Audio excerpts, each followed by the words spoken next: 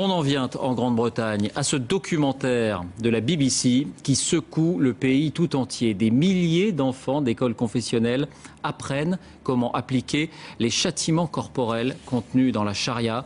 Sur place, Jacques Cardot, Stéphane Guillemot. L'enseignement de la charia en Grande-Bretagne, c'est une réalité que démontre ce reportage. Les journalistes se sont d'abord procuré les manuels scolaires de 40 écoles privées musulmanes. Ils les ont piochés dans les bibliothèques concernées avant de faire analyser ces 12 années de programme scolaire par Neil Robinson, un théologien expert en lecture du Coran. Dans ce livre pour élèves de 15 ans, par exemple, on explique quelles sont les punitions à appliquer en cas de vol. Un voleur aura la main coupée pour un premier crime et le pied tranché pour un deuxième crime.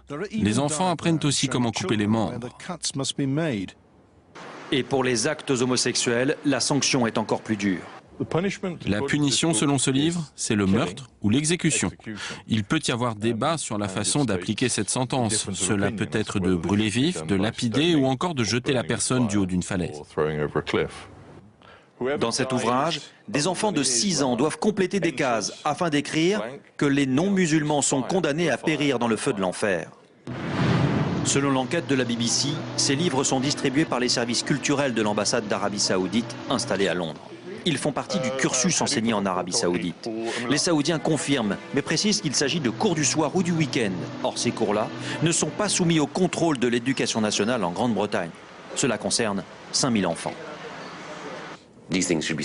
Leur argument, c'est de dire que tout cela doit être vu dans un contexte historique. C'est peut-être quelque chose d'acceptable dans d'autres pays, mais pour moi, ce n'est pas le genre de manuel scolaire qui doit circuler dans les écoles anglaises.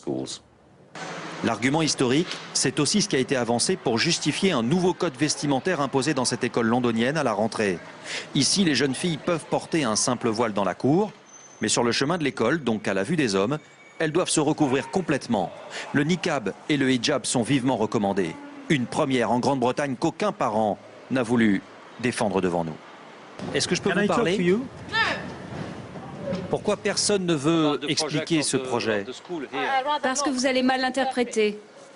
La problématique de ces écoles privées et religieuses, et dont certaines ne sont pas soumises au contrôle, pousse certains parlementaires à demander un durcissement de la législation. Je voudrais que le ministère concerné retire le droit d'enseigner à ces écoles qui approuvent ces règles. C'est détestable, par exemple, qu'au XXIe siècle, les filles soient forcées de couvrir leur visage.